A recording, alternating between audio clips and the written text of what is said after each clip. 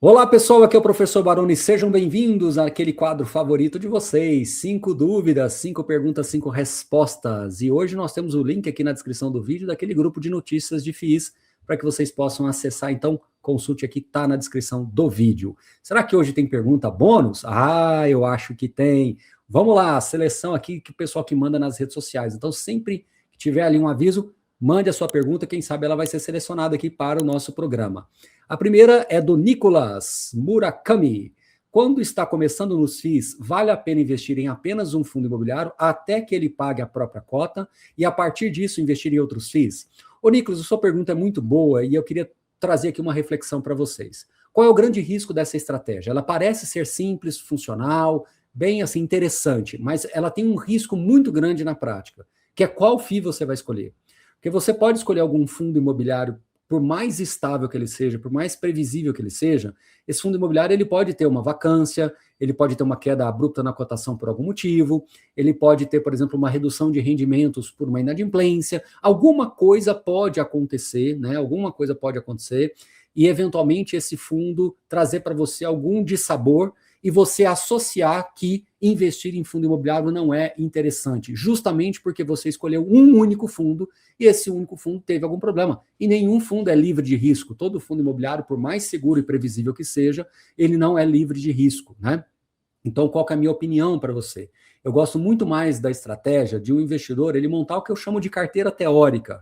Então, ele pode ter entre 10, 15, 20 fundos imobiliários, mas ele monta essa carteira teórica e aí, a partir de um dado momento que ele tem ali um patrimônio já investido em renda fixa, né, os investimentos tradicionais, esse investidor já estudou um pouco de fundos imobiliários, já gastou ali 3, 4, 5, que seja 6 meses para montar essa carteira teórica, num dado momento, aí sim ele começa a investir de uma maneira mais igualitária nos fundos imobiliários. Que seja 10, que seja 15, que seja 20, mas ele já começa com um certo nível de diversificação, com um estudo, com conhecimento embarcado e não simplesmente direcional para um fundo e um único risco, tá bom? Então essa é a minha sugestão. Parece até contraintuitivo, né? Porque você já rapidamente comprar o primeiro fundo, às vezes até na base 10 é mais fácil esse acesso, né? Só que esse acesso mais fácil, ele traz também uma consequência, que é justamente você ter alguma questão ali negativa com esse fundo e acabar você inferindo que investir em fundo imobiliário é muito complicado, que tem muito risco, que você não dá conta de acompanhar. Então, por isso que eu acho que o estudo antes do investimento, ele é mais interessante. Ainda que talvez isso seja mais exceção do que regra, infelizmente. Infelizmente, às vezes as pessoas acabam colocando o dinheiro na frente para depois estudar, e aí às vezes, como eu sempre falo, partem de premissas frágeis ou equivocadas e depois pode até parar de investir por também premissas frágeis e equivocadas. Então começa pelo motivo errado e para pelo motivo errado. Vocês já me ouviram falar isso. Eu prefiro que você estude um pouquinho mais, que você gaste um pouquinho mais de energia estudando, enquanto isso seu dinheiro está acumulado na renda fixa, você vai pegando uma parte do seu salário, você não vai parar de guardar dinheiro, de investir no dinheiro numa renda fixa para montar a sua carteira teórica. Então o dinheiro não vai estar parado, e você vai estar estudando para montar uma carteira com muito mais conhecimento embarcado, tá bom? Espero que tenha gostado da resposta. Nicolas, vamos para a pergunta número 2, do Cláudio Trindade. Antes, muitos investidores defendiam investir apenas em FOFs por já oferecerem diversificação suficiente, funcionando como uma carteira completa. De fato, isso que o Cláudio falou era algo bem assim, falado no ambiente de fundos imobiliários, mas isso daqui já tem algum tempo, né? Isso aí já tem mais de 10 anos que se falava isso. Foi quando os FOFs começaram a vir a mercado e o mercado naquele momento ele estava se valorizando, então os FOFs distribuíam muito resultado, tanto recorrente quanto não recorrente, faziam ofertas, compravam mais fundos, faziam arbitragens, então o rendimento por cota era muito elevado, até que as crises começaram a aparecer, as quedas começaram a aparecer, normal dentro de todo o ciclo, e aí sim, quando isso começou a acontecer, o pessoal começou a descobrir que tem uma questão estrutural no FOF, que a gente já explicou aqui algumas vezes, que é uma dificuldade de você distribuir resultado negativo, né? Porque quando você tem uma venda com prejuízo, isso impacta muito o resultado do fundo e a renda pode ficar zerada ou até mesmo negativa, e aí isso acaba dificultando muito em ambientes anticíclicos, digamos assim. Mas vamos seguir a sua pergunta. Com o surgimento dos fundos multiestratégia hedge funds, essa lógica ainda faz sentido? Só para contextualizar, os fundos multiestratégias eles começaram a aparecer mais no mercado ali depois da pandemia 2020 e 2021, tá? Ou esses fundos tornam a diversificação ainda mais eficiente? Em resumo, faz sentido montar uma carteira exclusivamente com multi-estratégia? Pergunta muito interessante, tá? Vamos lá. O que acontece? Nós temos que diferenciar aqui pelo menos 2 grandes tipos de investidores. Aqueles investidores que realmente querem ter uma carteira de fundos imobiliários robusta, que realmente tem uma relevância na sua carteira, e aí leia-se 30%, 40%, 50% da sua carteira, ou aqueles investidores que querem ter só uma parte do seu patrimônio em fundos imobiliários, talvez alguma coisa ali de 5%, no máximo 10%.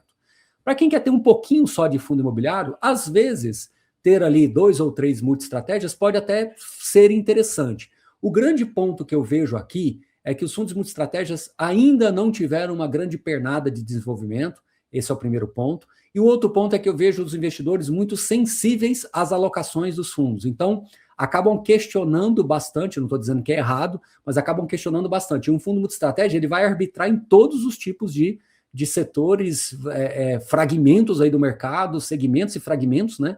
No sentido de buscar realmente ali alguma exposição adicional a algum tipo de ativo. Então você vai realmente ter como o próprio nome diz, um multi-estratégia. Você vai ter vários tipos de alocações. E aí o investidor vai querer que o gestor talvez decida como ele pensaria. E aí vai ter digamos assim, um desalinhamento de expectativas, e isso pode frustrar esse investidor. Então, a resposta é inconclusiva, sendo muito franco com você. Poderia ser sim, se você tem menos de 10% do patrimônio, você tem ali 2, 3, 4 fundos multi-estratégias, a resposta poderia ser sim.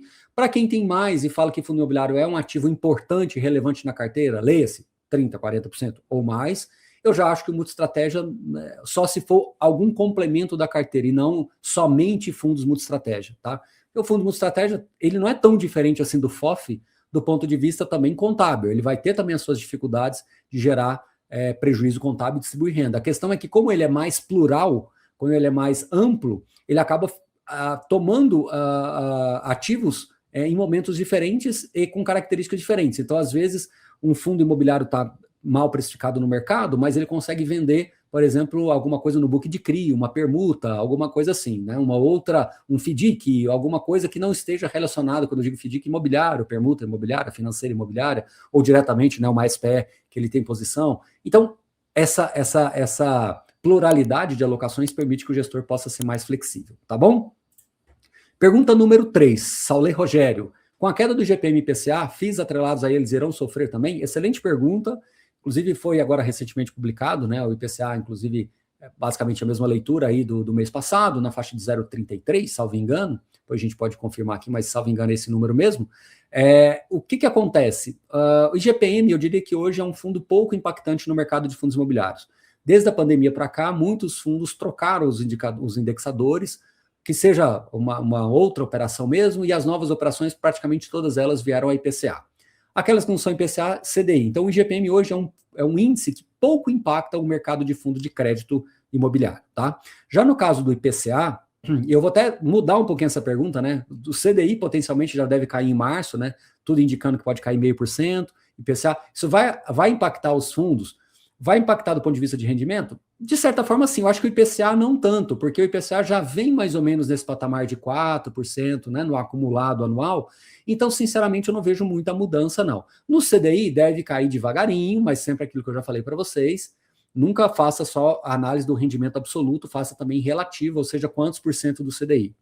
A questão é que alguns fundos de papéis ainda têm algum desconto, né? Então, se o IPCA, se o CDI começar a cair, possivelmente os juros caindo, o futuro também cai, como já caiu um pouco, essa precificação traz um alívio no valor patrimonial dos fundos, então há uma tendência que mesmo que o rendimento fique um pouco mais baixo ou estável, você tem uma valorização patrimonial e, consequentemente, o mercado pode enxergar valor disso no médio prazo e buscar esses investimentos que estavam meio aí quietinhos, né, nesses últimos 2 anos aí, com os juros lá em cima, tá bom?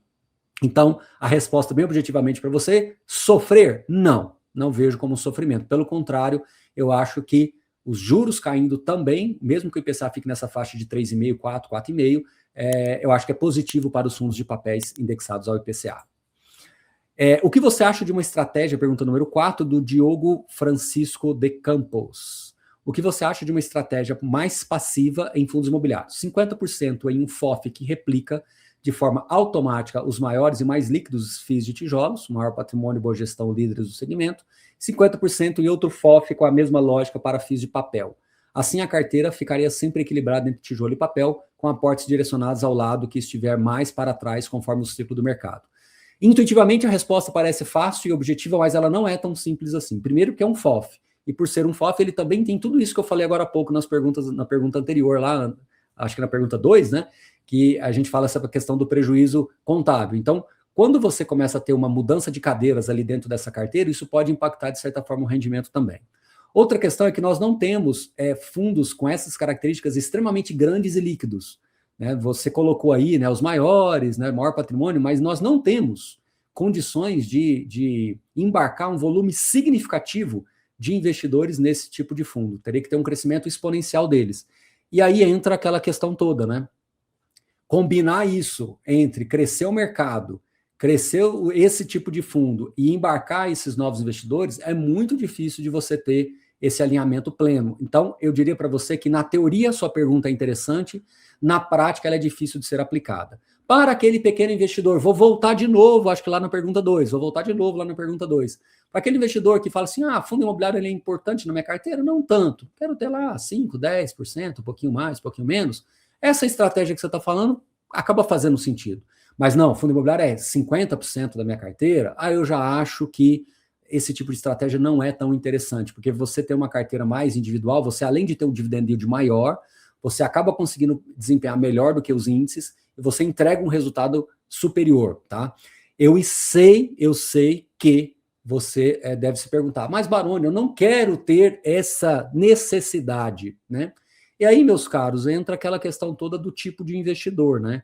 Por isso que é difícil você diferenciar. Eu gosto do investidor mais passivo, mas que tenha alguma atividade, pelo menos ali, revisando a sua carteira de 6 em 6 meses. O jeito que você está falando é literalmente passivo. Você compra esses dois fundos, a depender da posição, né, como você falou, de expectativa de mercado, e literalmente esquece, né? Eu particularmente acho que você acaba deixando um pouco de resultado, de alfa na mesa quando você vai por esse caminho. Você tendo uma carteira minimamente estruturada, minimamente recomendada, a tendência, não quer dizer que isso vai acontecer, mas a tendência natural é que você entregue um resultado superior a esses ativos passivos. E quando você coloca 1,5%, que seja lá, né, 2% ao ano, talvez não tanto, mas vamos colocar entre 1% e 1,5% ao ano ao longo de alguns anos, isso pode trazer um resultado bem mais interessante para você, e aí sim vai valer um pouco mais a pena. E eu acho que hoje nós temos alguns bons fundos imobiliários que permite você ter uma certa passividade e eles acabam entregando um resultado maior. Esses fundos com essas características, você não tem um resultado assim tão efetivo, justamente porque você não consegue ter uma escolha mais direcional de algumas teses, né, de algumas estratégias de investimentos, tá? Beleza? Espero ter ficado claro. Hoje eu estou gostando que as perguntas elas estão tendo uma certa relação, né? Isso aqui é bacana. Pergunta número 5 do Eric Reno. Qual valor é mais importante calcular? Lucro, PM ou PM ajustado? Se puder explicar para um leigo, né? Risadinhas ali. O lucro PM ele acaba sendo mais útil para fins fiscais. Então, lá na sua imposto de renda, lá na sua planilha que você vai falar quanto que você tem de patrimônio, você vai usar não é nem lucro PM, né? Eu acho que eu vou até ajustar um pouco essa pergunta sua. É mais... não é nem lucro PM, né? Eu acho que nem teria esse termo lucro PM. Eu vou colocar só preço médio. Então, não vou nem colocar muito lucro PM, porque o lucro PM eu já estou inferindo que você vai vender isso em algum momento. Seja lá lucro PM ou simplesmente PM, tudo isso tem a ver com questões fiscais. É o quanto que você vai declarar e o quanto que você vai efetivamente pagar. Quando a gente vai para PM ajustado, aí é um raciocínio diferente. É para você comparar rentabilidades.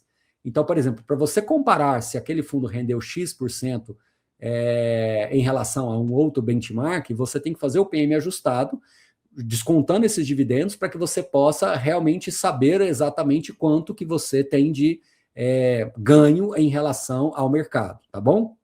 Então, eu sei que isso é um pouquinho técnico, é difícil explicar para um leigo, mas, em outras palavras, se você vai ali ter uma comparação de gráfico comparando com um benchmark, normalmente você faz pelo PM ajustado. Se você tem para fins fiscais, você simplesmente coloca o PM normalmente, tá bom? Vamos lá, vamos para a pergunta bônus. Olha só, tem sim pergunta bônus. Vamos lá. Professor, qual é o máximo de alocação em FII que o senhor recomendaria para uma carteira de alguém que está pronto para a fase de usufruto? Pergunta do Emerson Cavalcante. Resposta dificílima dessa pergunta bônus, por quê? Porque vai depender do grau de conhecimento que você tem, vai depender do grau de segurança que você tem nessa carteira. O que eu posso dizer é o seguinte: vamos fazer uma conta ao contrário. Se você se propôs a montar uma carteira para viver de renda em fundos imobiliários, a conta que você tem que fazer é assim: nunca aposente com o valor exato que você precisa. Coloca uma gordurinha aí, na média 25%, pouco mais, pouco menos. Há quem defenda mais perto de 30%, 35%, e há quem fale que entre 20% e 25% funciona. Em geral, dependendo da carteira, tende a funcionar entre 20% e 25%, mas um número mais seguro, 25%, 30%. Então, em outras palavras, se você precisa de 10 mil para aposentar, você tem que ir ali ter uma renda passiva estável de 13 mil, né? Considerando aí 12.500, 13 mil, 25%, 30% a mais. Aí a pergunta que eu te faço agora é a inversa. Considerando essa informação que eu te falei, considerando que você tem uma carteira lá formada, considerando que você tem uma relação de despesas X, considerando tudo isso que eu te falei, qual é o volume de capital direcionado para fundos imobiliários para você ter essa renda segura? Dependendo do tanto de dinheiro que você acumulou, talvez com 30% de direcionamento de fundo imobiliário, você já consegue ter essa sua renda complementar. Mas para alguns casos, ao contrário, você vai ter que ter 80%, 90% em fundos imobiliários para ter essa renda de aposentadoria, de usufruto que você está colocando. Então, eu não tenho uma resposta porque efetivamente ela não existe. Ela vai depender caso a caso, vai depender muito do tamanho, do volume de patrimônio que você acumulou e o quanto de despesas que você tem. Vou dar um exemplo bem simbólico. Você acumulou 10 milhões de patrimônio, mas você tem uma despesa ali de 5, 10 mil reais. Estou dando um exemplo. Então, você não precisa ter tanto assim no fundo imobiliário, porque você tendo ali uma certa exposição, ele já vai gerar uma receita que vai te deixar muito tranquilo para esse usufruto. Agora, ao contrário, você acumulou 10 milhões de patrimônio e tem uma despesa de 80 mil por mês, né? Aí você vai ter que ter bastante fundo imobiliário justamente para ele conseguir te dar essa tranquilidade do usufruto. Então, tá bom? Viu como não tem resposta? Pode ser 10%, pode ser 70%, 80%, não dá para saber, tá? O que eu posso dizer por experiência é que, assim, o investidor, à medida que o tempo vai passando, que ele vai encontrando essa luz aí com relação ao usufruto nos fundos imobiliários, ele vai calibrando isso. Então, essa resposta, ela acaba nascendo naturalmente. Não é um botãozinho que vai virar lá na frente, ela já nasce. Você simplesmente alcança o objetivo. Então, em tese, você já tem essa resposta, basta você alcançar. Não é um botãozinho que vai simplesmente virar. É alguma coisa alcançável dentro de um planejamento, tá bom? Então é isso, turma. Espero que vocês tenham gostado do nosso bate-papo aqui, né? De 5 dúvidas, 5 perguntas, 5 respostas. Mais uma vez, lembro a vocês que na descrição do vídeo tem aqui o link para vocês acessarem o grupo de notícias de fundos imobiliários, tá bom? Um grande abraço, até o próximo vídeo e valeu!